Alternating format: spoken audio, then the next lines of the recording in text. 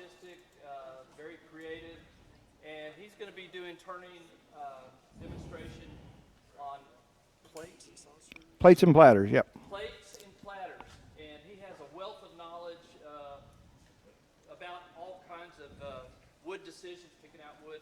So I'm going to turn this over to Roger now. So y'all welcome Roger Inc. Thank you. Oh. We have a handouts, a whole bunch of them. So, can't get through there. We will, I don't want to go through there because I hit the camera there. Can you just pass those down one at a time?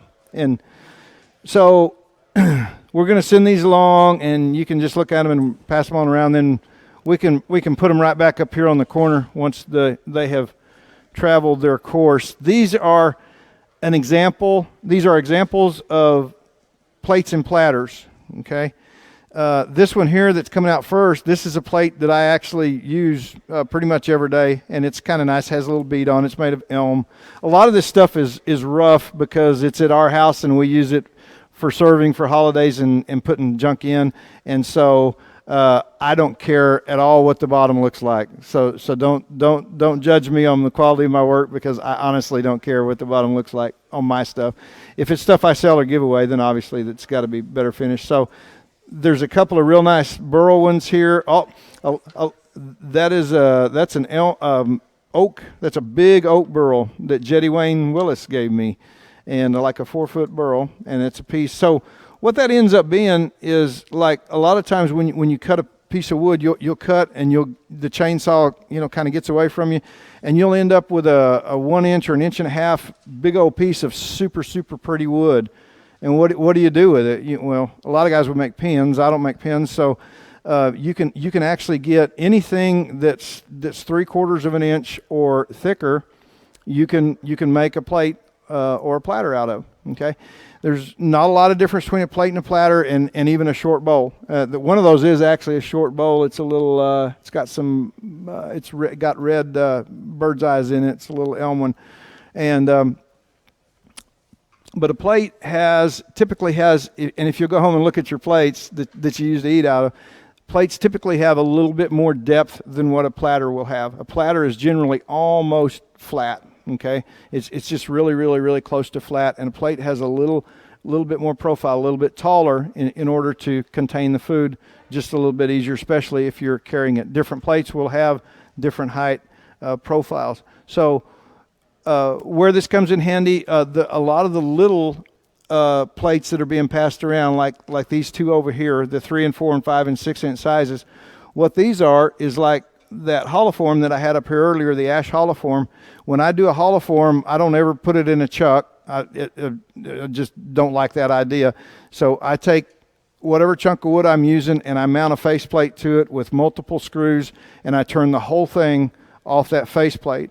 And then when I'm through, I cut off usually about 1 inch off of the bottom, and it will vary in which sometimes the piece I start with is this big, and then I end up with a piece like that where the bottom is actually this big. So I might have an 8-inch piece that's 1.5 inches thick where the screws have gone through, and I parted the main thing I made off, and I have that off cut. And sometimes it's burl wood or it's crotch wood. It's something that's really pretty.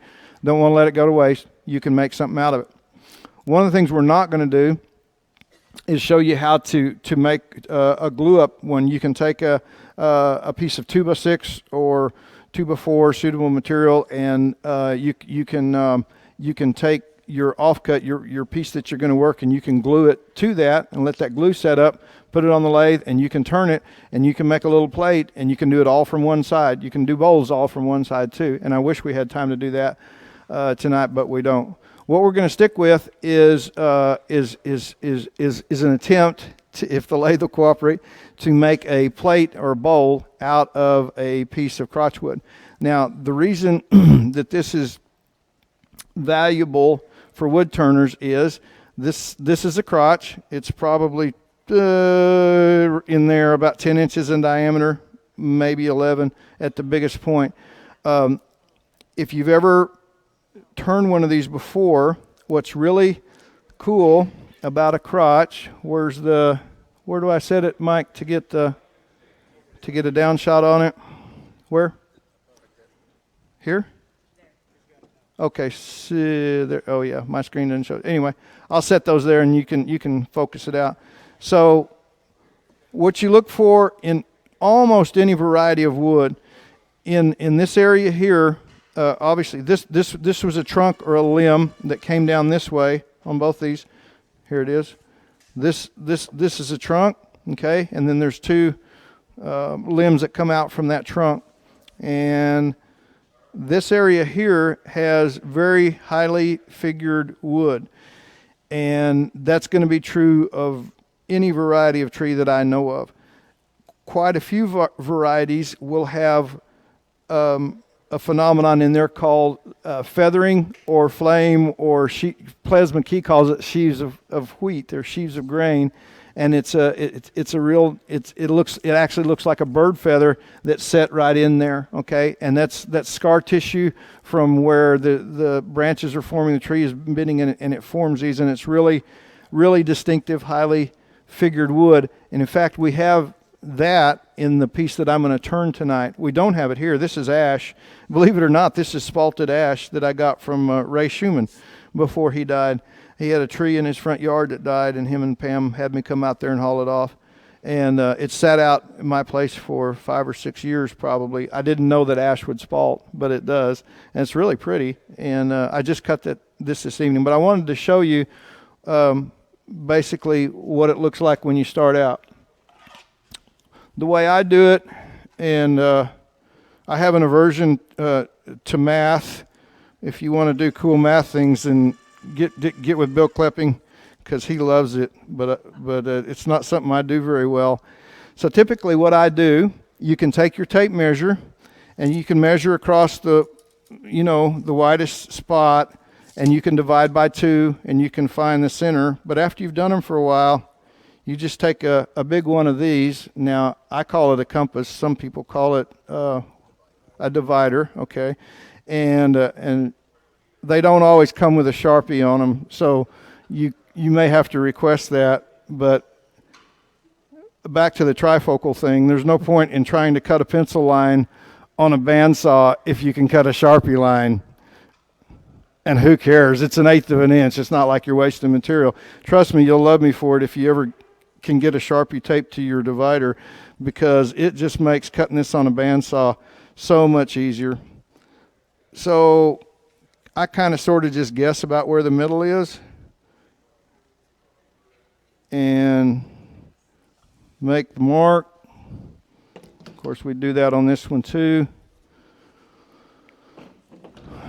And then, can y'all see that? There you go. And then you just take that to your bandsaw. If you don't have a bandsaw, you can do it with a chainsaw. And you can get it reasonably round with the chainsaw, especially if you don't care too much about losing fingers or toes. But if you're careful, then you can get all those knocked out. If you don't have a chainsaw or a bandsaw, then you can just throw it on the lathe just like it is right here. It takes a little longer, and you got to turn your lathe down slow, but you can knock all that off with a gouge. It's not much fun, but it can be turned that way. So you cut that out. The dot's still there. The dot's still there for the centering.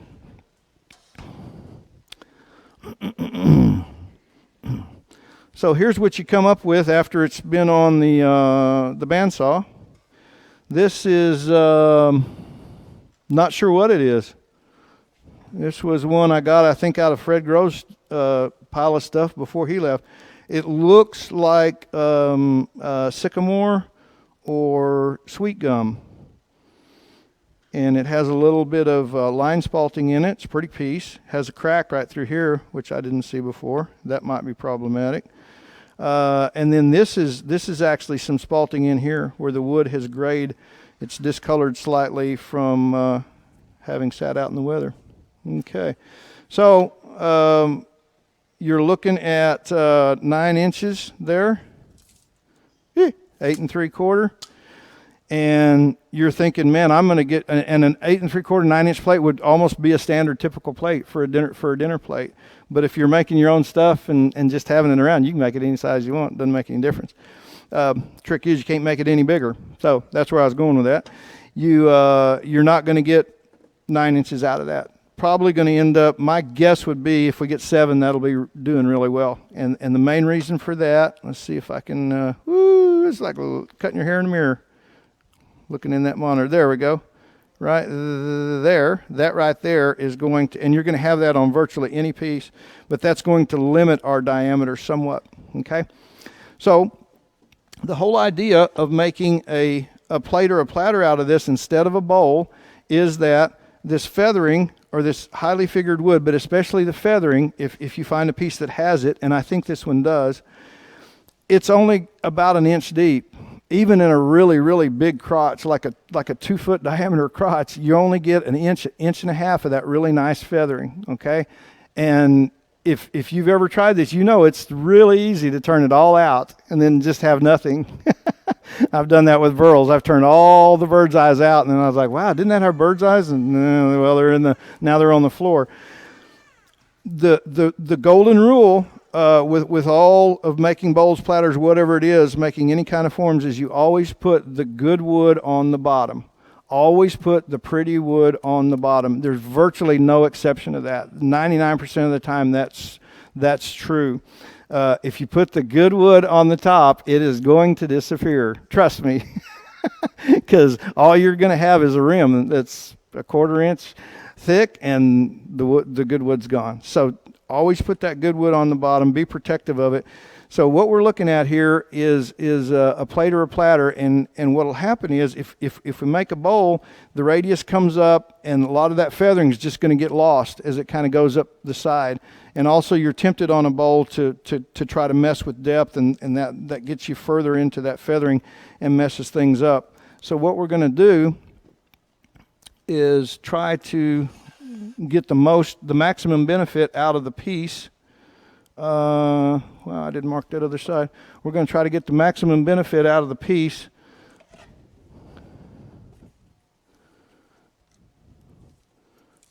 And turn it and keep it fairly thin.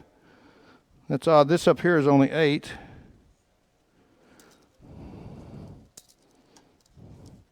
And this up here now is 8 3/4. This should be interesting, especially for those of you on the front row. Got your face shield on, Bill?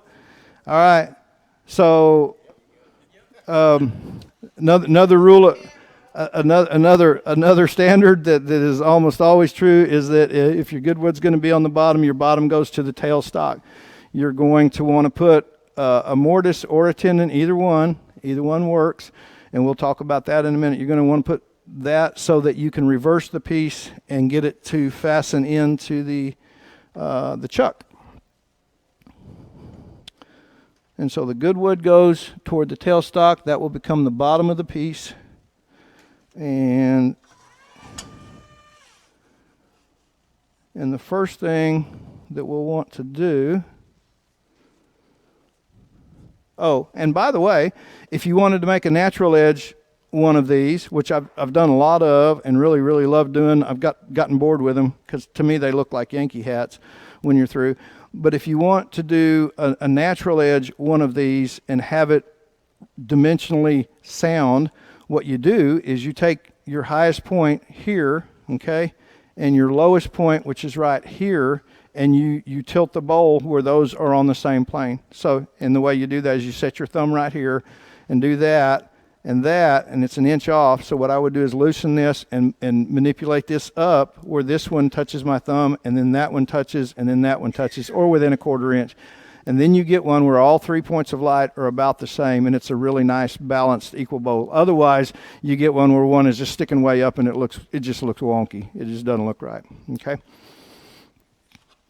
I'm not sure how much I can talk with this on and with the lathe running, so I'll try to move as fast as I can.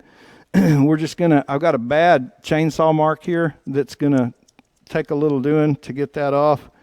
And so we'll try that first and try to get that removed. Before we move on too much, I like to use, get the camera on this. I don't know where the camera is. There. Can we get it focused on this? There we go. This is a spindle gouge for you that are new. And I wish people had told me this when I started, because it took me a year or two to learn all this stuff. Could have learned it real fast. Spindle gouge differs from a bowl gouge several different ways. The handle is generally a little bit shorter. The flute, mainly the flute, is shallower, okay? And because the flute is shallower, it doesn't make as rapid a cut. It won't take as much material off at one time as what a bowl gouge will. The disadvantage of that is that it just doesn't go as fast as a bowl gouge does. The advantage of it is that it doesn't go as fast as a bowl gouge does. So in other words, it's not going to catch as bad when the piece is rough. All right. So I do a lot of my roughing with a spindle gouge, and I've been told for years and years and years that eventually you'll break one because they're not made to do that. I've broken 3 bowl gouges doing it. I've never broke a spindle gouge. And you will learn over the years how to take it easy and back off of that thing. But the spindle gouge is a lot less radical. It allows me to take these rough thingies off a lot quicker.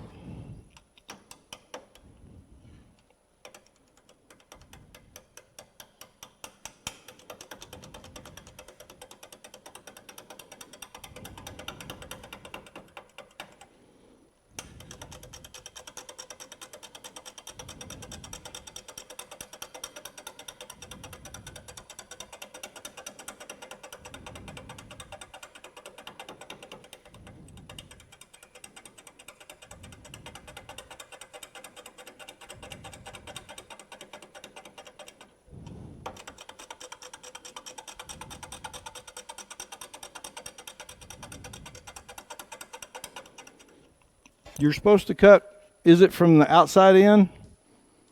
Right? This is not a trick question. I just can't remember. From the outside in normally? Okay. The way I figure it on most stuff, when you sharpen both sides of the gouge, you use both sides of the gouge. So I go both ways. You're really not supposed to. But with a little practice, you can learn to go inside out the same way as outside in. And it gives your hands a chance to relax from having to go one direction, and it also gets that sharper edge engaged.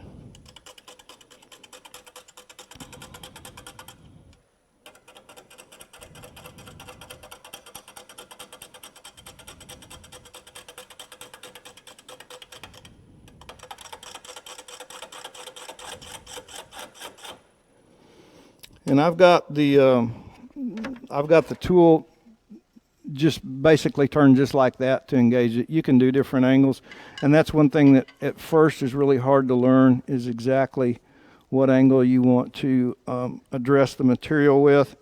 But eventually, the best way to learn that for people that are new is to take your gouge, whatever kind of gouge you're using, or scraper, or whatever it is that you're using, and try different angles and hand turn it. See, and it's a little bit rough right now for this, but you can produce a shaving. See it? I don't know if you can see it there, but it's actually producing a shaving, and then you can try a different angle and see if it'll still produce a shaving, and then you can eventually learn what angle is going to work the best, and on different pieces, different angles work the best.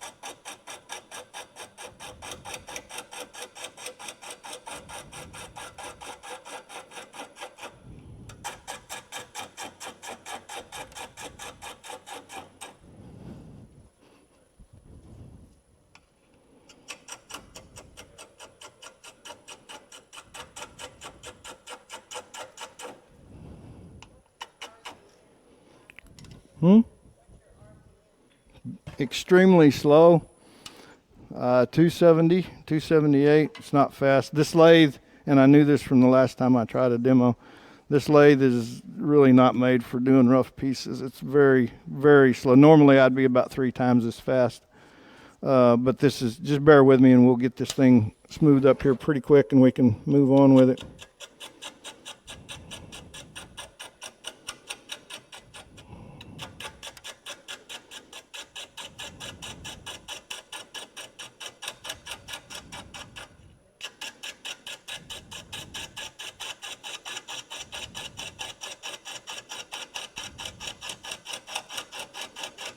You can tell as much from listening to a piece as you can from looking. I always try to bring this out when I do a demo, that for the most part you don't have to look at the piece at all. You can just listen and feel, and it'll still do about the same thing. But I think I could turn if I was blind. I don't think I could turn if I was deaf. I really don't. Because where you know you're fixing to get bit is you can hear it.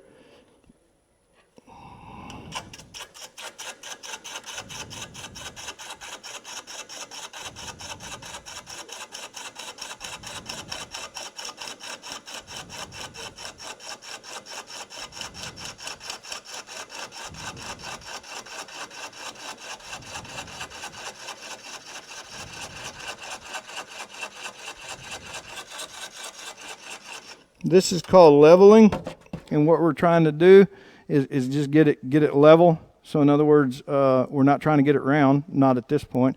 We're just trying to get it level across the back. There's still a big chainsaw thingy there that I'm trying to get out.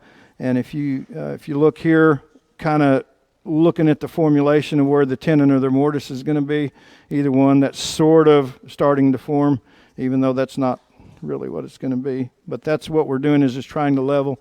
And for the people that are new, again, this is chainsaw marks here. You can't really see that probably in the camera. This is all chainsaw marks.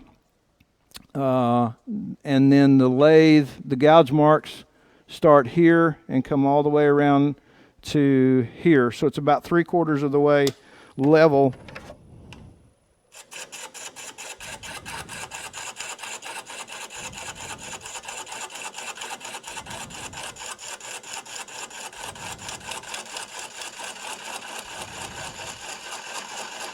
One of the tricks with turning between centers is that you kind of constantly have to tighten that up.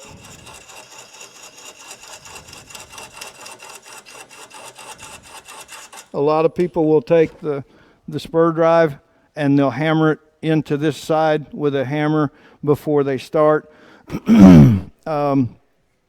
And it seems like a good idea, but honestly it doesn't help much. A spur drive is kind of an odd critter. A spur drive is actually better off if it just has 2 teeth instead of having 4 teeth. Because with 4 teeth, it's twice as much a drill, right, as it is with 2 teeth. Yeah, and that's what it's doing now, and that's why it keeps slipping periodically, is because it's trying to become a drill instead of a gripper.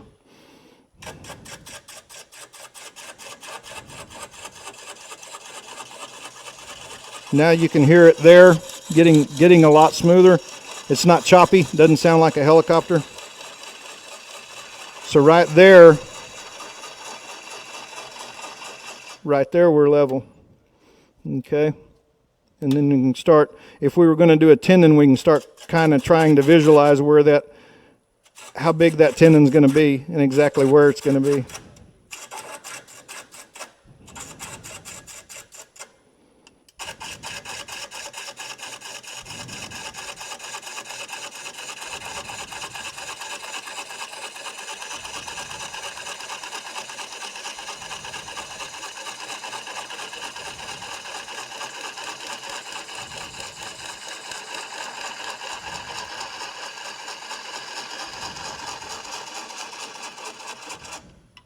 Okay, pretty level now, sounds like. Pretty piece of wood. It's nice. Okay. See if we can speed it up. Can't speed it up much. You asked about RPM. Set something up on your lathe that's flimsy, that you can see, and when it starts to shake, then that's where you stop. You don't want any movement up in this part of the lathe.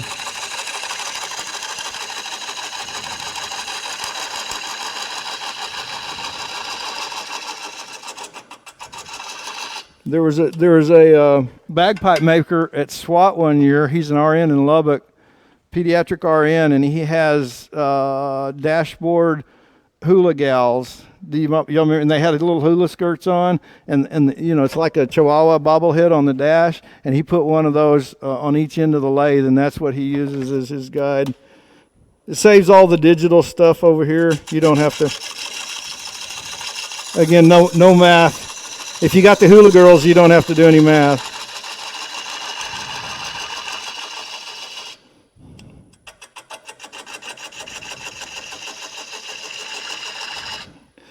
I originally thought that I was probably going to go with a mortise here instead of a tendon, and you can do either one. Can y'all hear me okay? When it's okay. You can do either one, and there's a lot of debate on which is better. I'd say try both. I will tell you this. People say, well, if you go with a mortise, it breaks out easier. I've broken a lot more tendons off than I have mortises. And I'm not sure exactly why that is, but either one works fine. The disadvantage to putting a mortise on it is it's really hard to get in there past your live center, and you need a little bit of a dovetail on that, and it's kind of hard to do. Okay, it's not impossible, but it's hard. So Mike, if you'll zoom in, I'll show you the tools that I use for doing that.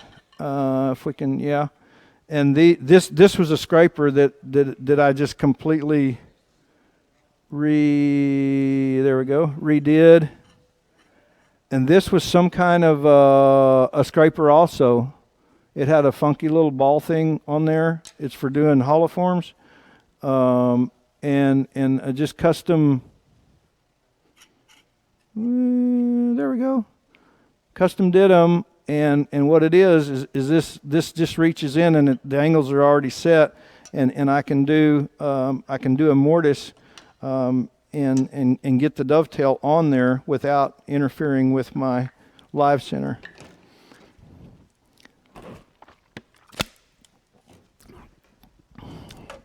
But that's going to take more time, and it's kind of tricky to do. So we'll go with a tendon.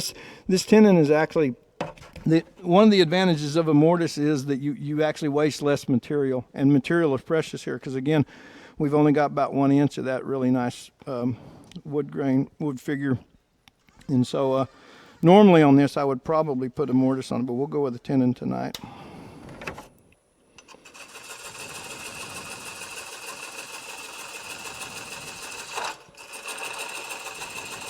There's the disadvantage of a bow gouge. Spindle gouge, it kicks backwards. Bow gouges don't do that nearly as bad, but you heard that kick back, and that's where spindle gouge can, and it can hurt you too. It can make fingers look red.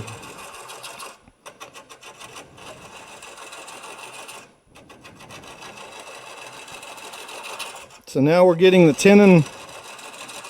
tenon area level. Feeling pretty good. But it's not. I still see, well, it's pretty close. And this does have that feathering. It's a real nice grain.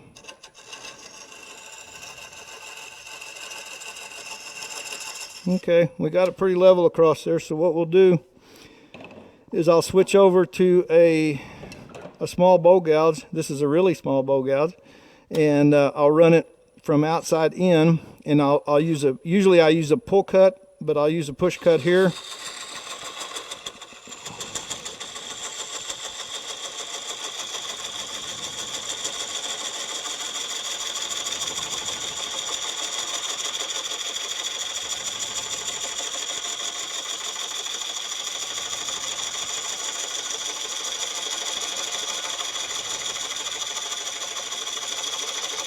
You got to know how big your chuck is. That's really important. On my chucks, I write the dimensions in there on the inside of the jaw because I hang them up on a wall, and that way I can look, and I have them sharpied in there on the inside, and I don't have to do any math. I just look and stay within that dimension.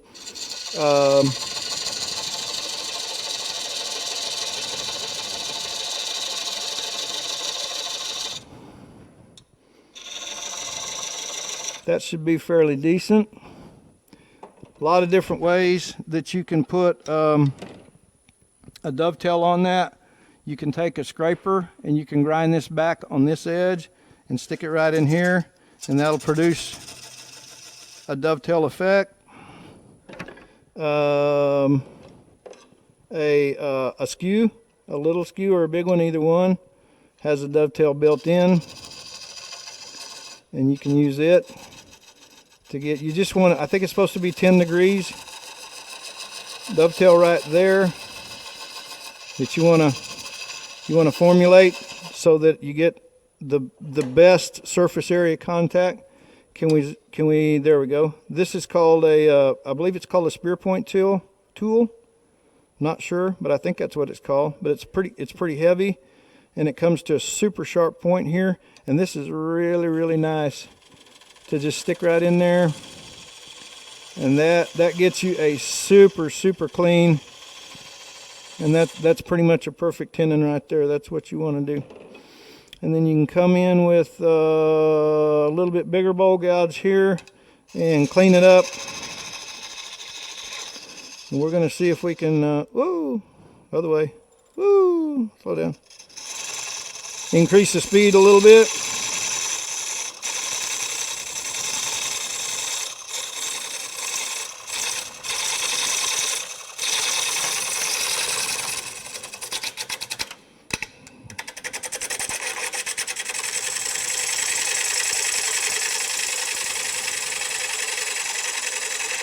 Now I'm level, okay, and I'm moving up into the piece, but again, we don't have, on this size piece, we have less than an inch, probably 3/4 of an inch of really pretty good wood, so I don't want to move up too far. And that's the whole idea of the plates and platters, is that we're not going to go very deep with this. So I'll take it up just a little bit further.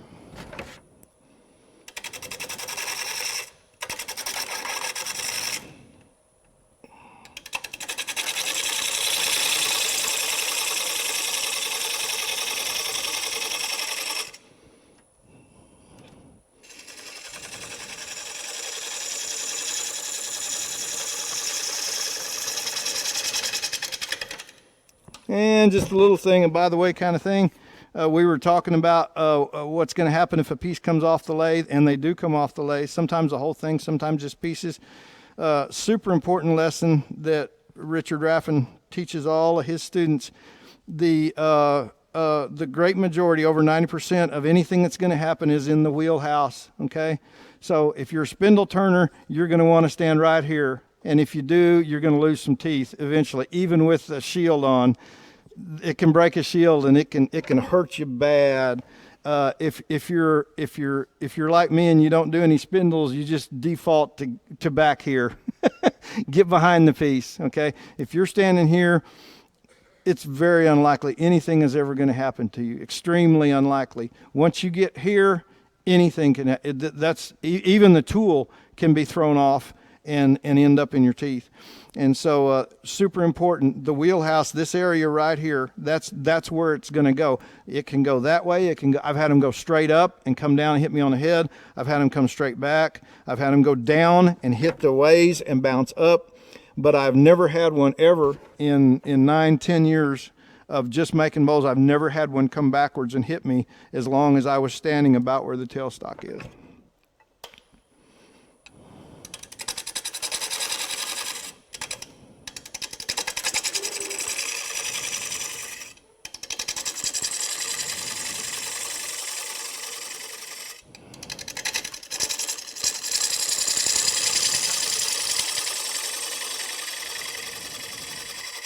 It's looking super pretty. We got a choice here. I can carry this up a little bit further toward this. All this is coming off, by the way. All this crazy stuff, it's all coming off, and I can take that off now. But I'm always hesitant, and I prefer to flip things a little bit early rather than a little bit late. And so I like to go ahead and reverse it, which means putting it in the chuck. And I do that before I finish this edge. I do it before I scrape. I do it before anything, because when you reverse it, they seldom ever reverse perfectly. if you know what I mean. They will almost always be just a little bit off. By the way, another thing. Can we, where do we go? This way? There. See how I've done that? This had a sharp point on it. They pretty much all do. Just grind it off flat. That sharp point will split wood quite often. And that sharp point, if you need to move it just a little, like 1/8 of an inch here to manipulate your tailstock, you can't do it with a sharp. It's always going to go back. It's kind of like a nail or a screw. It's going to go back to that same hole. If you got that flat on there, it'll go anywhere you want it. And then, you know, it's real easy to, I don't know if you can see that or not, but it's real easy to identify. It's real easy to get it back straight. And put that back in there because we'll need that here in just a second. I don't know if this will work on this lathe, but it does on mine. With this chuck, we'll try it. I'm really lazy too, so instead of knocking that, I don't think it quite. I don't know. Huh? It's all right. It's close enough, except for the people on the front row. Y'all be on your toes now. I'm telling you. There's no telling what'll happen. All right. A lot of time. Yeah, she's right. We better go ahead and knock that out. What do you accomplish by leaving that driving? I don't have to knock it out. And on mine, I can screw my chuck all the way up against here. On this one, I was wondering if it would work. Where is the knockout? That. Right. There we go. Not used to this lathe. Oh, this is cute. It's a trick, right?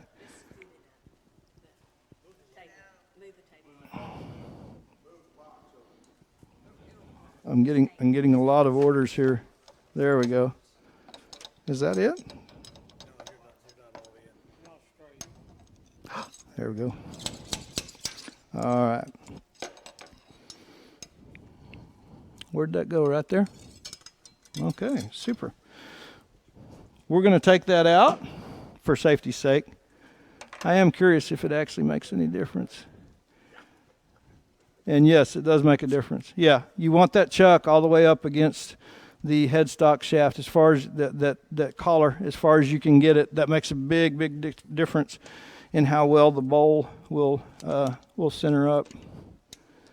Okay, stick it in there, put equal pressure on it, tighten it down one side, spin it, tighten it on the other side. Another thing that I like to do before I put that in there is take some thin CA glue and just drench that tenon and get it a few minutes to dry, and that will help keep that tenon from breaking off. Another little trick I do, I find, you know, all your jaws are numbered, right? Okay, so the number's right here. It's stamped in there. So I always go between 4 and 1. So in between 4 and 1 on every piece I make. And I usually have an extra Sharpie. And I'll make a line right there. The jaws make an imprint in the tenon. Okay? So you can always get it back with the jaws imprinted, but if you don't get it back with this between 4 and 1, like if even if you get the jaws perfectly centered in the mark that it makes, but it's between 2 and 3, this is going to be off just a hair, just a little bitty bit, and that'll make a lot of difference down the road with different projects that you make.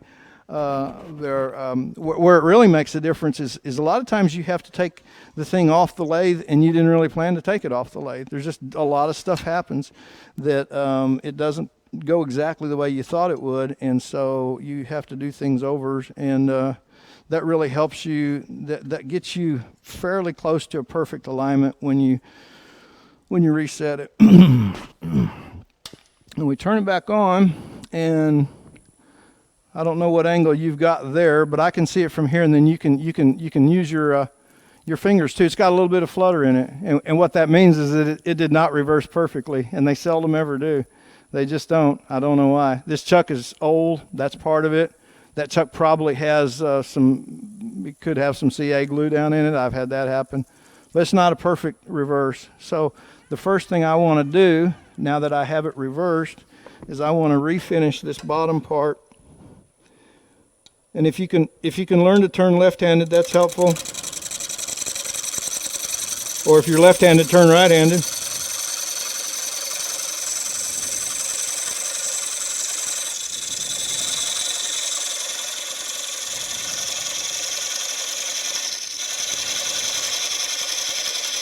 You will always get a smoother cut with a push, more rapid cut with a pull, especially on this, what they call the Irish grind or the Ellsworth grind, which is what pretty much everybody's using now.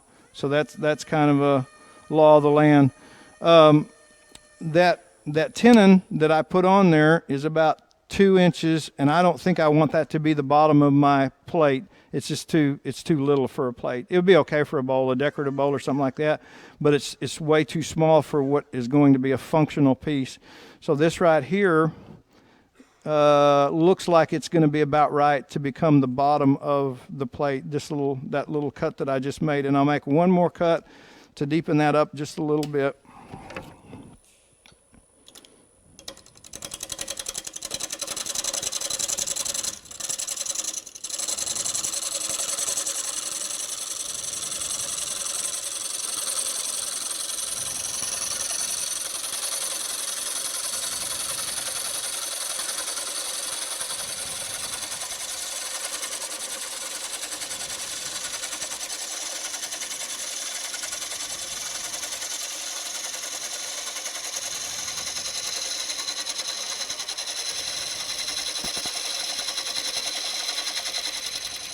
Okay, I don't know if you can hear that.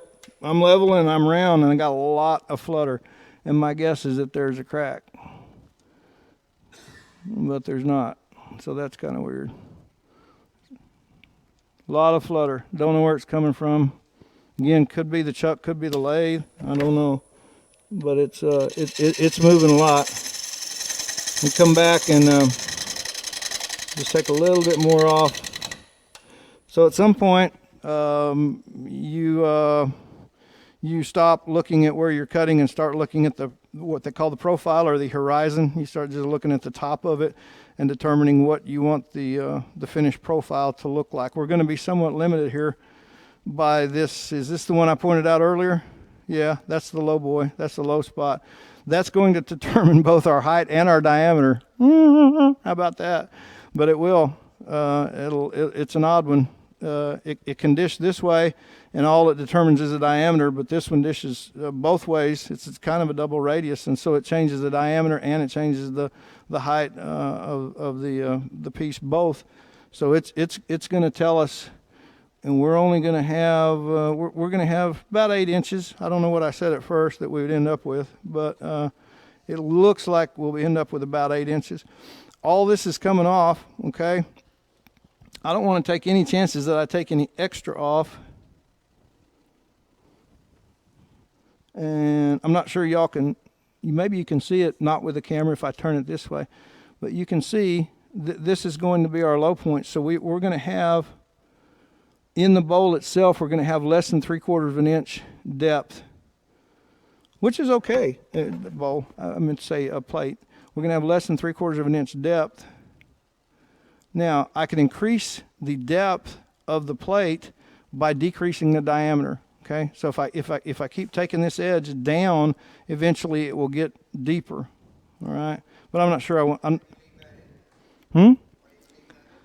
trying to make a pristine piece. I love making rough stuff and natural edge stuff and stuff that looks weird, but I don't think for this that's really where we're headed with it.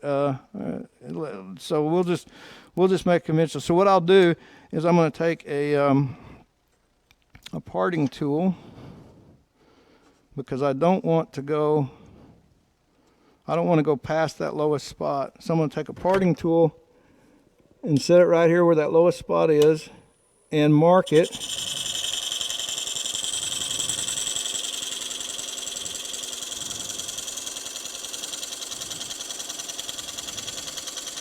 And that's a nearly perfect little plate. Now can you see it from there? What we got? You can see the waste, you can see what we're keeping, and it's a good line. It keeps me from falling asleep while I'm standing up and taking a whole bunch off that I didn't expect. I know y'all have never done that. But anyway, that's what it'll do.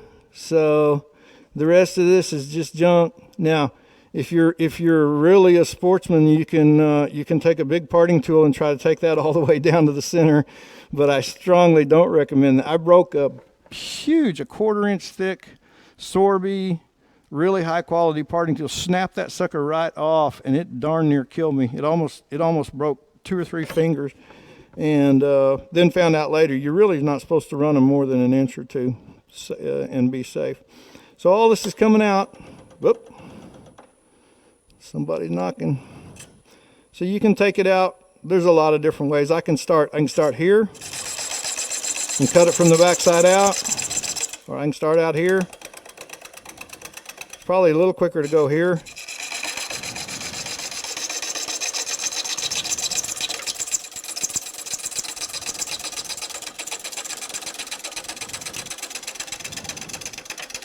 One of the advantages of taking it off here instead of from here is that as I decrease the diameter and get those big ears off of there, I can increase my speed.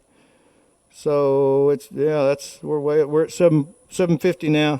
So now the speed's way up, tons faster, lots more fun.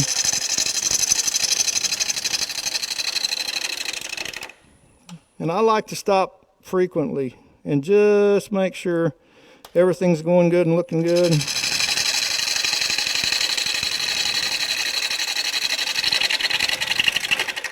The wood is very hard to put back on once you turn it off, especially the pretty stuff. The pretty stuff it just doesn't ever go back on the same way it came off.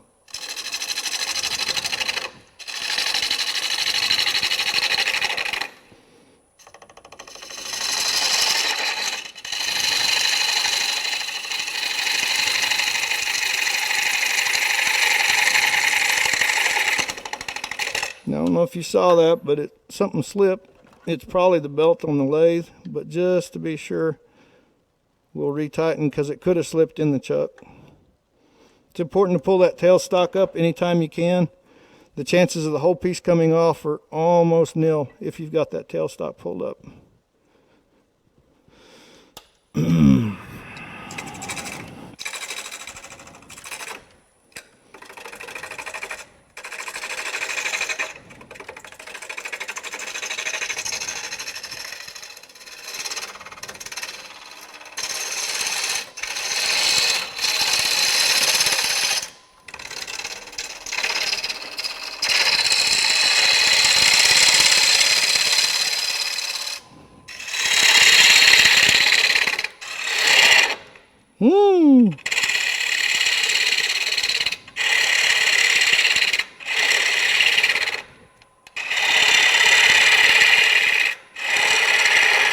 Now I'm about 3 inches off that tool rest, so we'll move it around a bit.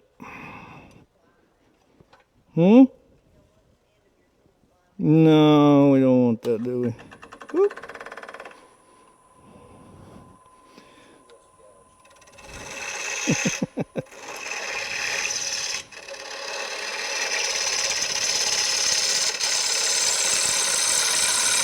Now for here, for sure you're supposed to cut from the inside out, from outside in, excuse me.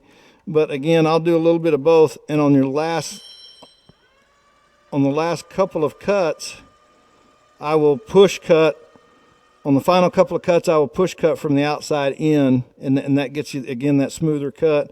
But for hollowing it out, hogging it out, as we say, it doesn't make any difference which way you go.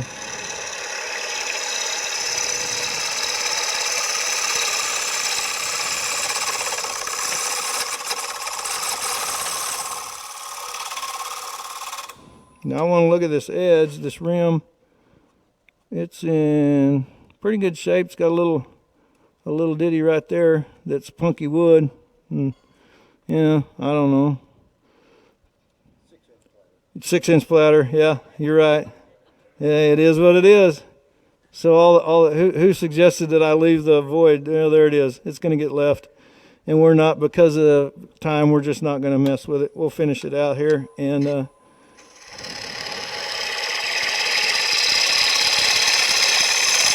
there's a lot of things you can do there, including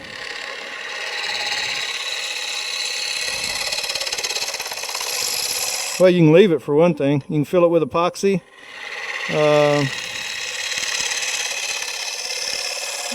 You can fill it with wood shavings, coffee, turquoise, brass, aluminum. There's a lot of stuff if you want to. But again, because of time constraint tonight, we won't mess with it. So now we're to the point where that's not doing much good, and we need to get rid of that nubbin so that I can try. Oh, and normally, I forgot calipers. Well, normally you want to have a set of calipers and measure that, right? So that you don't go through the bottom. Let's have a show of hands for anybody. No, you don't have to admit if you've ever. We've all done it. Okay, there's the nubbin gone. Smooth that down. Okay, so this last pass.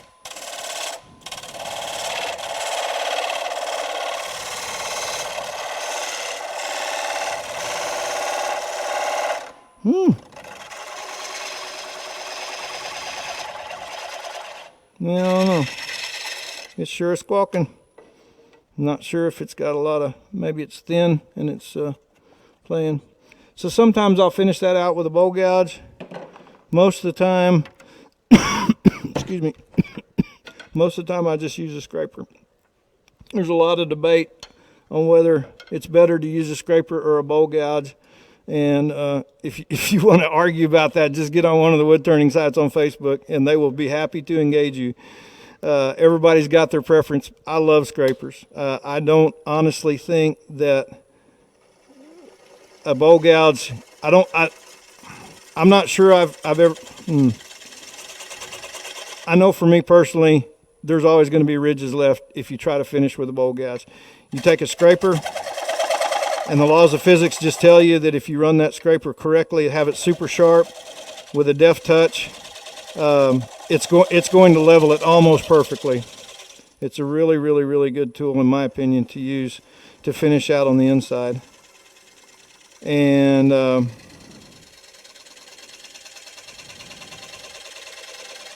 the outside as well.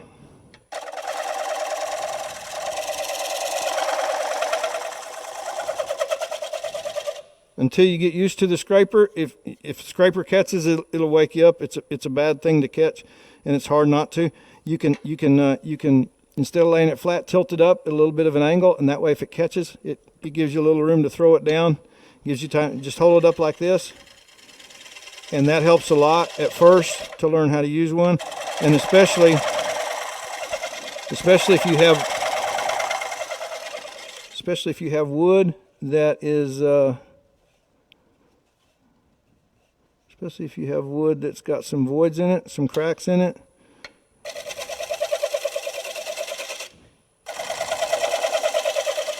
I think what's happening is the piece is warping as I turn it, because I've got a ridge on one side and not on the other. And that's why we're hearing that flutter. And that's why the bowl gouge didn't want to grab and do what it's supposed to do. That's okay. All right, and then I actually forgot to do the outside before.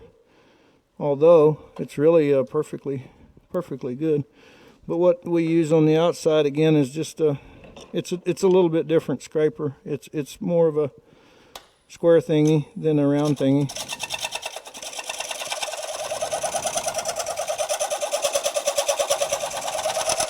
And just smooth it out, okay? And then ready to sand. They strongly discourage us from sanding here because of the commitment we have to trying to keep the building clean. So with the time we have left, I want to show you if you're one of those high dollar turners and you know who you are and you have a vacuum chuck, then that's cool. Buy one and use it. If you aren't and you don't, well, that's really odd how that turned out. Kind of not used to the lighting here. I've got enough light above my lathe to light an entire city, And that's super important. I couldn't see. There's a groove on this one that I couldn't see. So when I pass it around, it's going to have a big groove on the inside, but it's okay. This is called a friction chuck. There's a thing called jam chuck also. Thank you. There's one called a jam chuck, and it's a whole different deal. We won't talk about it. This is friction. Put a paper towel in there. Do like this. Find your little spot where you had it hooked up here. Tighten this down. Tighten this down. And then give it a spin. And it's darn near perfect. That's nice. That doesn't happen a lot of times, but it did today. So that's good. So it's really a nice lineup there. And what we're going to do is take this tenon off. And this is our edge. Wow, look at there. Woo! Yeah, that's what it was. Can you see that? Yeah. We're lucky no one died. No, it's punky wood. See, that's where the inclusion was. It was trying to break off, and that's woo. Ugh. Anyway, so this is he's right. He is right. Either a bunch of CA glue or a 4-inch plier. That's what we should have done. So what I need here is a small spindle gouge. My spindle gouges. Let's see if we can get a view of this. My spindle gouges. Here's a big one and here's a little one. And there we go. This way. Yeah. See the difference? The little one's super pointed, the big one's super dull. And you can do them however you want. There's a lot of sharpening tricks. But for detail and finishing, I like the pointed thing. For roughing, like I did, this is the one I used to rough it with. And you can put different points on them. And again, you don't have, I hate to go on and on, you don't have to do a whole lot of math. Fred Gross told me one time, the angles are far less important than the amount of time that you spend either on the tip or on the sides. And I was like, that's too simple. And he said, well, it's true. So this will be a spindle gouge, and we can crank her up now.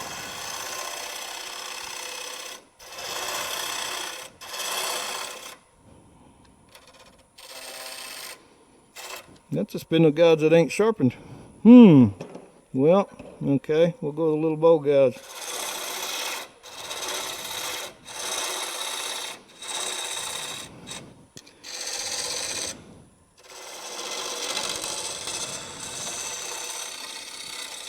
Okay, in my shop, I've got a little metal rule that I lay across. You want it to be, yeah, it's just in that one spot, Bill. Who'd have thunk it? You want it to be slightly concave, right? Because if it's slightly convex in the middle, it'll be a wobble bolt. Is that what we call it? So that one, there's a little bit of light right in there. Yeah, you can actually see that. Look at there. So we're okay. And all I got to do really is take that nubbin off. I could finish this out a little bit better, but we need to wrap it up. So I'll smooth that a little bit.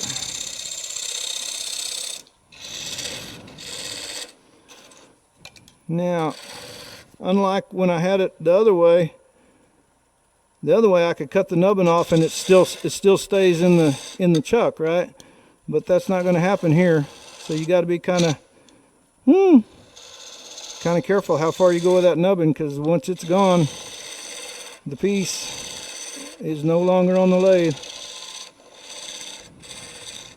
Okay, and then I would normally come in here with this guy and tilt it up and just do a little bit of that.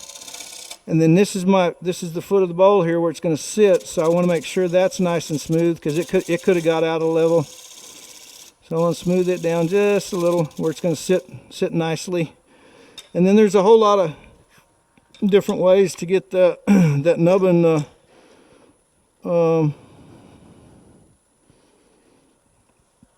the rest of the way off of there. The best way would be with that spindle gouge is not sharpened. However, it's not sharpened. So we'll use the spear point, and we'll come in here and we'll take it down to, I don't much like to go less than quarter of an inch. I've seen videos and I've watched guys, they'll take that all the way off on the lathe, and it doesn't make, I don't know, that scares me. Go down to about there. You can snap it off, and then I have a bunch of carving tools at home, and you can carve that nubbin out of there, or if you want, you can just take your bow gouge or a scorp or a chisel. There's a lot of ways to get that out. So we'll pass that around. That's our finished piece. We have a couple of minutes if anybody has any questions. I will try to answer them for you. Question. Yes. Using a tenon, if you had used a mortise Yep. on place, how would you have finished off the bottom of that plate? Yeah, that's a good question. Where'd my stuff go? All the stuff I passed around? Y'all didn't carry that home, did you? All right. There's a plate back there with a bead on the edge. It's the deepest plate that there is.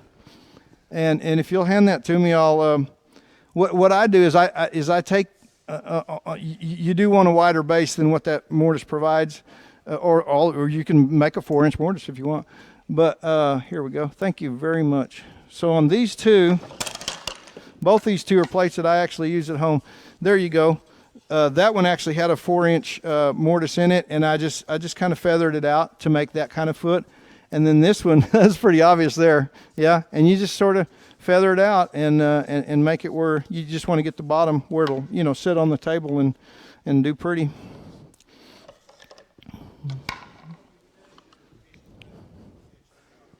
Pardon me? To eat off of? That's a good question too, man. There's a lot of debate on that. A lot of people claim that you can use lacquer and stuff like that, and once it's dried, it's not harmful because it comes off in such minuscule amounts that it's not going to hurt anybody. I have done that. It's something that I'm going to eat off of. I typically just go with what's called butcher block finish, and you can buy it at Home Depot or Lowe's in a little squeeze bottle, and you can. It takes several coats. You can put that on there. I have a custom mix that I make up that is a third denatured alcohol, a third boiled linseed oil, and a third shellac, and I just buy a quart of each and mix them up in a gallon thingy, and then I pour them back into the quarts so that they'll stay better, get all the air out and stay, and then pour one quart at a time into a spray bottle, and I spray that, and it's a real nice. It takes 2 or 3 coats, and the Danish oil that I want over there, Danish oil is actually pretty low. It doesn't want the Danish oil. The only thing I understand that's toxic in it's a is it tongue based? Yeah, it's tongue oil based. And I understand the only thing that's toxic in it is the actual thinner, the paint thinner in it, which once it's dried, theoretically, then you don't have any toxins in it. But there's quite a few products that they make that are considered completely safe food grade. Yes, sir. Equal parts. Yep. And all 3 of those are considered to be non-toxic. Yeah. Yes. On your scrapers, do you grind a negative rake on your scrapers? So I would if I knew how better. I'm not really very. I have some that have that. Y'all hear the question? Do you grind a negative rake on your scrapers? So a negative rake means that instead of just having one cutting edge, you have 2 cutting edges, similar to what a knife does. Ooh, there we go. So in other words, you would grind. There we go. You would grind this back, and what I do instead is mine. Actually, that's counterintuitive. Okay, I'll do it this way. This angle was a lot. Lower.